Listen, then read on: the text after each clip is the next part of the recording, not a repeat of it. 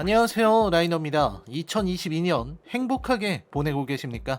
2021년이 이미 지나갔지만 우리는 아직 2021년을 돌아보지 않았습니다. 그래서 준비한 영상, 2021년 최악의 영화는 무엇이었을까요? 코로나로 인해서 힘든 가운데 여전히 엉터리 영화들은 나왔습니다. 영화관에 간 관객들을 놀라게, 분노하게, 열받게 만든 영화들을 찾아보고 비교해보는 시간. 물론 너무 마이너한 작품들은 빼고 제가 볼 때 꼭 이야기해볼 만한 망작들로만 엄선했습니다. 그렇게 뽑아낸 최악의 영화들, 어디까지나 재미로 보는 월드컵 시리즈, 야심차게 준비한 2021년 망작 영화 월드컵 무려 32강전 지금 바로 시작합니다. 조금 더 행복해져요.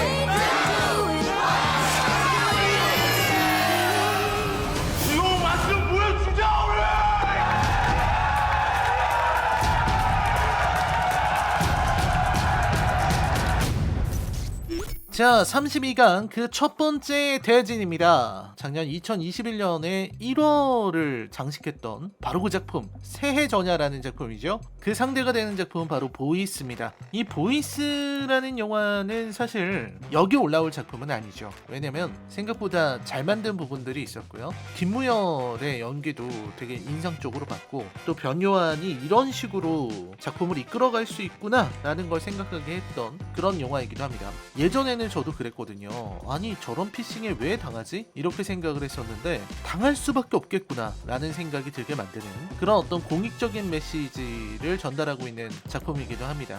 그 다음에 새해전야인데, 새해전야는 사실 이 감독님이 결혼전야도 만드신 분이죠. 흔히 러브 액츄얼리 류 이렇게 얘기하는 로맨틱 코미디인데 딱 그런 느낌이었어요. 여러 인물들이 나오고 거기에서 갈등을 하고 서로 간에 연인이 이렇게 이루어지는 그 장면들이 쭉 나오는데 대부분 다 빈 껍데기 같았다, 깊이가 느껴지지 않았다 라는 생각이 많이 들었습니다. 사랑에 대해서 말하려고 했지만 저는 이 영화를 보면서 사랑에 대한 어떤 불신, 이걸 사랑이라고 할 수 있는가? 이런 것들인가? 라는 생각이 들어서, 물론 이제 가볍게 재미로 보는 영화라고는 하지만 아쉬움도 컸던 작품이었습니다. 그래서 새해전야랑 보이스 중에서 16강으로 올라갈, 그러니까 더 안 좋은 작품을 뽑는 거죠. 여기서는 탈락하는 게 더 좋은 겁니다. 여기서 저는 새해전야의 승리를 말씀을 드리겠습니다. 보이스는 괜찮은 영화였어요. 자, 라이너의 월드컵 시리즈, 그냥 다음 매치로 넘어가기 전에 제가 광고를 하나 보여드리겠습니다. 우리들의 어떤 광고 청년 피터가 아주 유용한 정보를 여러분들께 가져왔다고 하는데요. 이런 재미난 월드컵 시리즈가 이어지기 위해서는 꼭 이런 광고가 최선이기 때문에 여러분, 광고를 보고 오시겠습니다. 혼자 알고 있는 건 참을 수 없어! 여러분과 유용한 정보를 공유하는 피터. 저는 광고를 담당하고 있는 청년 피터입니다. 오늘은 인터넷 TV 가입 꿀팁 허니 정보인데요. 가입한 인터넷 TV가 만료일이 다가오고 있는 분, 인터넷 가입이 처음이신 분 모두 귀를 쫑긋 열고 들으셔야겠습니다. 46만 원이나 되는 사은품이 걸린 이야기니까요. 휴대폰에 공시지원금이라는 게 있듯이 인터넷 TV에는 경품 고시제라는 것이 있습니다. 경품 고시제, 이게 뭐냐? 인터넷 TV를 변경한다면 최대 46만 원을 지급하는 제도인데요.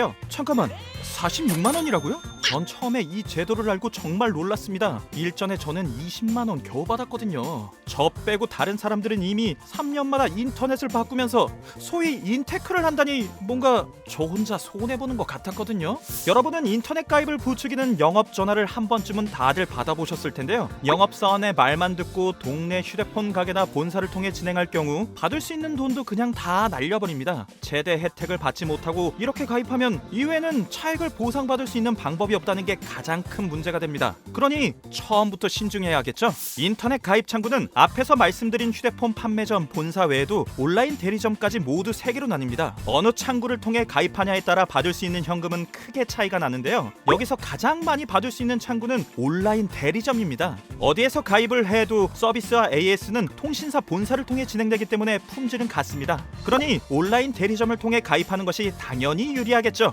자, 지금까지 인터넷 가입할 때 유용한 팁을 드렸는데요. 그렇다면 방법은 알겠는데 어느 대리점을 통해 해야 하냐도 고민이 되겠네요. 온라인에서 업체를 하나 고르는 것도 힘든 일이잖아요. 여러분의 수고를 덜어드리기 위해 저 피터가 강력하게 추천하는 업체가 있습니다. 바로 아정당 통신인데요.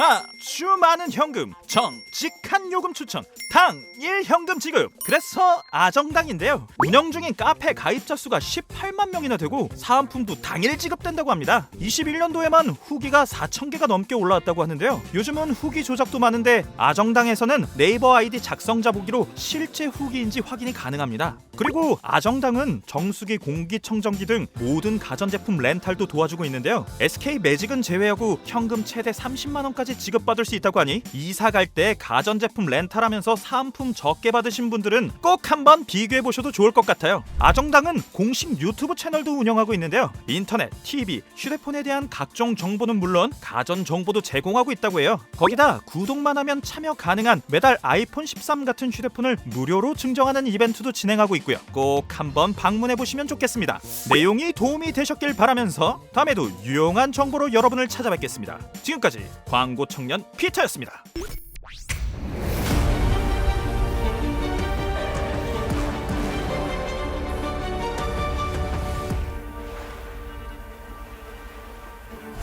Michael Price is the bodyguard of the year.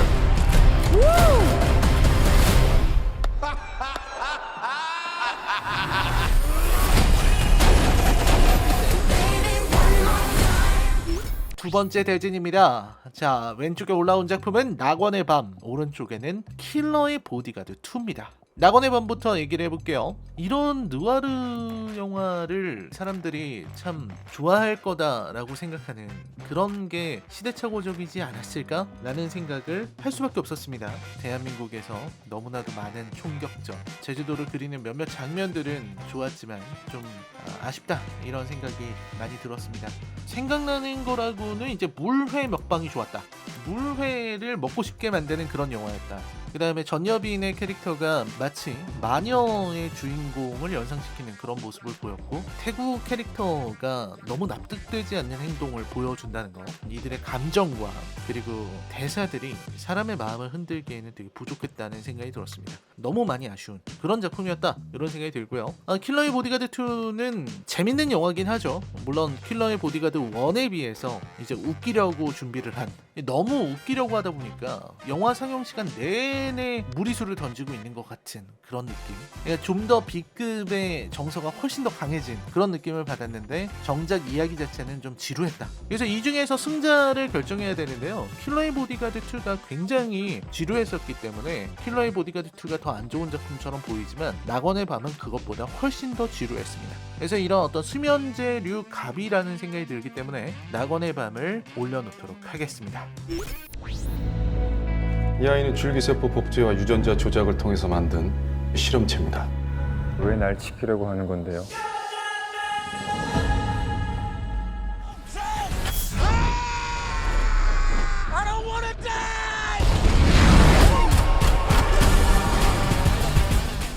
자, 그 다음은 서복과 분노의 질주 더 얼티메이트입니다. 서복 굉장히 놀라운 작품이었죠. 공유와 박보검을 내세워서 비주얼이라는 건 이런 것이다, 이걸 보여줬던 작품이기도 하고요. 또 이제 진시황의 명을 받아서 불로초를 찾으러 갔던 서복, 이 서복의 이름을 따와서 복제인간의 이야기를 펼친 거죠. 사실 저는 SF 소설을 굉장히 좋아하는 사람이기 때문에 이 서복의 수준을 보면은 참 한탄할 수밖에 없습니다. SF를 모르는 사람이 영화를 만들면 이렇게 된다. 우리나라의 SF 영화의 수준은 굉장히 높거든요. 굳이 뭐 김보영 작가나 뭐 이런 분들을 얘기하지 않더라도 우리나라에서 SF 소설 쓰시는 분들이 보여주는 작품의 수준은 매우 높은데 영화는 그거를 조금도 따라가지 못하고 있습니다. 아서시 클라크라든지 아이작 아시모프를 얘기하지 않더라도 우리나라 단편소설 몇 편만 봤어도 이런 작품은 나올 수가 없습니다. 복제인간 관련해서 할 수 있는 엄청나게 많은 이야기가 있음에도 불구하고 하나도 풀어내지 못한 작품이었다. 하지만 공유는 멋있었다. 그리고 박보검도 멋있었다. 그거 말고는 없는 거죠. 서복은 제가 한 3번인가 본 것 같은데 기억에 남는 장면이 그리 많지 않습니다. 물론 이제 처음에 서복이 실험실 같은 데 앉아있는 모습이라든지 이상한 옷을 입고 박보검이 연기하는 장면이라든지 처음에 이제 라면 먹을 때 혼자 컵라면 한 5개씩 먹는 그런 장면들 인상에 남긴 하지만 그렇게까지 좋진 않았다. 이런 말씀을 드리고 싶습니다. 그 다음에 분노의 질주 더 얼티메이트. 와, 분노의 질주 더 얼티메이트 정말 제가 보면서 깜짝 놀랐죠. 사실 차를 타고 우주로 간다는 아이디어는 이제 백승기 감독님이라고 제가 잘 아는 감독님인데 인천 스텔라라는 작품이 있습니다. 스텔라를 타고 우주로 가는 그런 내용을 담고 있는데 그 장면이 생각이 났고요. 제가 리뷰에서 그 드립을 꼭 치고 싶었는데 제가 차마 그 드립을 못 쳤습니다. 그리고 그 자동차로 이제 스윙해서 던지는 장면이라든지 아무리 총을 쏴도 전혀 맞지 않는, 반드시 총을 맞아야 되는 상황인데도 총알이 빗나가는 이런 부분이 있기 때문에 분노의 질주에 나오는 캐릭터들은 신의 가호를 받고 있다라는 생각이 들었고요. 정말 이렇게 지루할 수가 있나? 제가 분노의 질주 처음 볼 때는 너무 피곤한 상태였어서 분노의 질주 보면서 쿨쿨 잤습니다. 그래서 네, 이것도 리뷰에서 밝히지 않았지만 그래서 분노의 질주를 한 번 더 봐야 했다는 그런 슬픈 전설이 있는 그런 작품이죠. 자, 서복과 분노의 질주 더 얼티메이트인데요. 저는 이렇게 평가를 하고 싶습니다. 자, 누군가가 저를 가둬놓고 두 작품 중에 하나를 봐야만 이 방에서 나갈 수 있다. 무엇을 보겠느냐? 물론 런닝타임을 짧은 걸 골라야 되겠지만 런닝타임과는 상관없다고 했을 때 저는 분노의 질주 더 얼티메이트를 볼 것 같습니다. 그래서 서복이 승리하게 되었습니다. 제임스 본드.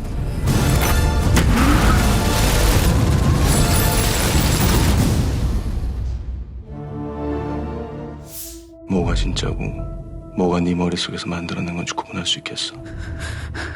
당신 누구야? 자, 그 다음 매치입니다. 007 노타임 투다이 그리고 내일의 기억이죠. 일단 007 노타임 투다이 중간까지는 좋았어요. 아나디 아르마스 나올 때까지는 정말 좋았습니다. 이제 후반으로 가면서 이것은 잘못됐다라는 생각이 들었고요. 그리고 이제 마지막에 나오는 그 일본식의 모습과 라미 말렉의 말도 안 되는 캐릭터성, 그리고 도저히 이해할 수 없는 전개, 엔딩까지. 특히 이제 제임스 본드가 도계자를 했다라는 부분에서 이 작품은 굉장히 오랫동안 회자될 만한 내용이지 않을까.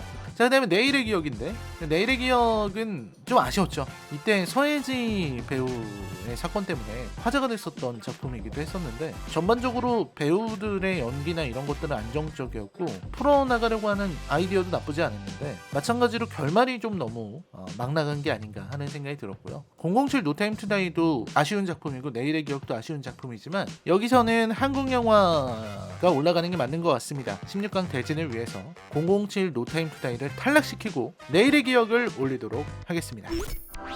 이건 기다림에 관한 이야기다. 비와 당신의 이야기. We shall see.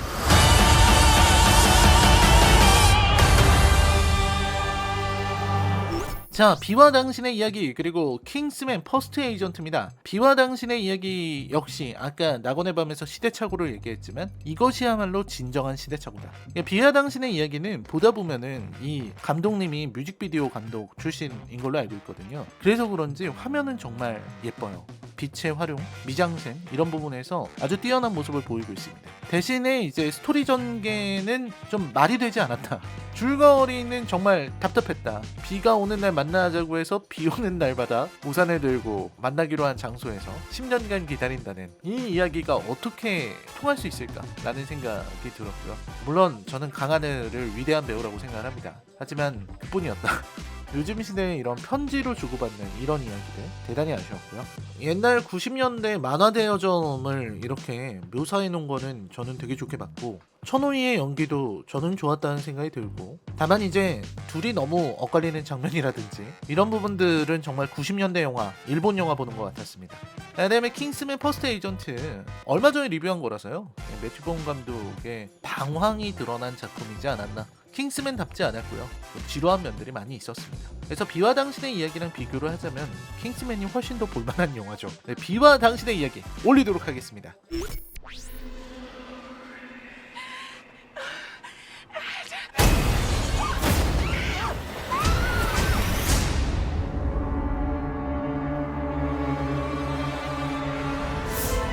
나는 보라가 이 세상에서 제일 행복했으면 좋겠어.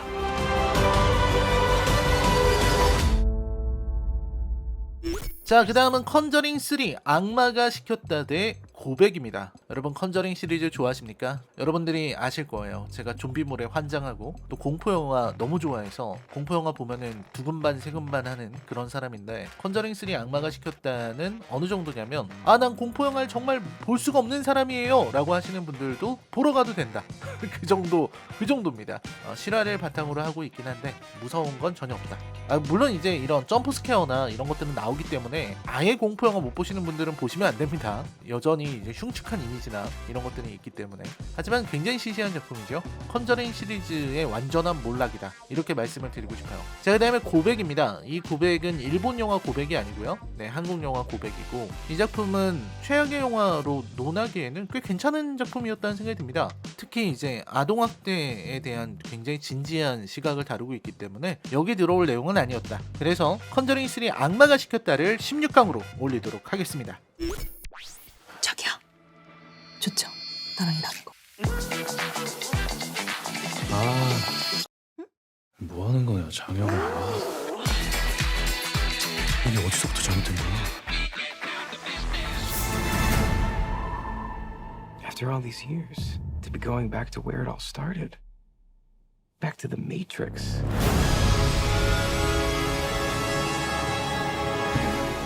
네, 그 다음은 새콤달콤 그리고 매트릭스 리저렉션입니다.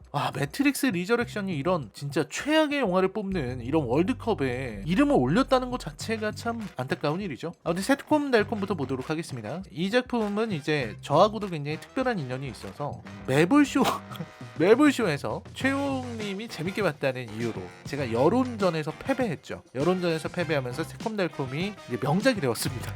네, 그건 매불쇼 한정이고 새콤달콤이 좋은 작품은 아니죠. 특히 이제 간호사에 대한 묘사라든지 후반에서 보여주는 회사 생활에 대한 판타지 이런 부분들이 너무 이상하게 묘사가 돼서요. 네, 상당한 졸작이라고 봐야겠습니다. 제가 새콤달콤 졸작이라고 하면 라이너 연애 못해서 그런 거 아니냐 이렇게 하시는데 전혀 그런 건 아니고요. 최수빈이 아무리 매력적이고 이들이 연기를 열심히 해도 새콤달콤은 좀 아닙니다. 네, 매트릭스 리저렉션인데 사실 저는 매트릭스가 과대평가됐다고 생각해요. 물론 이제 굉장히 큰 유행을 했고 그 특유의 스타일 때문에 그리고 많은 철학적인 이야기를 할 때 동원되는 그런 작품으로 유명하죠. 저 역시 책을 쓸 때 매트릭스를 인용할 정도였지만 그렇다고 이게 뭐 SF의 미래를 열어젖힌 역사적인 대명작 이런 건 아니죠. 그냥 당시의 수작 그 정도 평가를 받았던 것 같아요. 물론 이제 시간이 지나면서 점점 재평가되고 가치가 올라가는 일은 당연히 많죠. 대표적인 게 블레이드 러너고요. 매트릭스 리저렉션은 이제 나오지 말았어야 할 작품이었다. 이걸 보면서 저는 깜짝 놀랐습니다. 특히 마지막에 이제 하늘을 무지개로 물들이겠다라는 그 농담을 보면서 이게 도대체 어떻게 된 것인가 하는 생각을 많이 했는데요. 그렇다고 매트릭스 리저렉션이 새콤달콤보다 나쁜 작품이냐? 나쁜 작품이죠. 매트릭스 리저렉션을 16강으로 올리도록 하겠습니다. 팬들의 마음에 지워질 수 없는 상처를 남긴 작품이기 때문에 매트릭스 리저렉션입니다. 은희야, 나야. 왜 이렇게 늦게 왔어?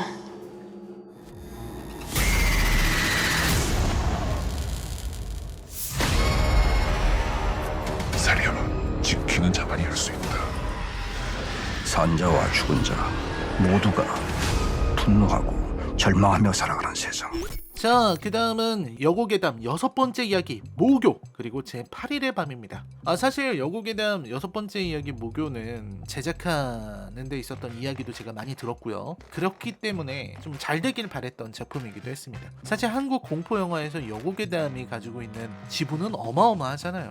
근데 여고괴담 6번째 이야기 모교는 좀 만들다만 작품이 아닌가 라는 생각도 들었고 5.18 민주화운동에 대해서 그리는 모습도 저는 되게 안타깝다는 생각이 들었습니다. 요즘 시대착오라는 말을 되게 많이 하는 것 같은데 그런 작품입니다. 정말 여고괴담만큼 실망스러웠던 공포영화를 찾기가 어렵죠.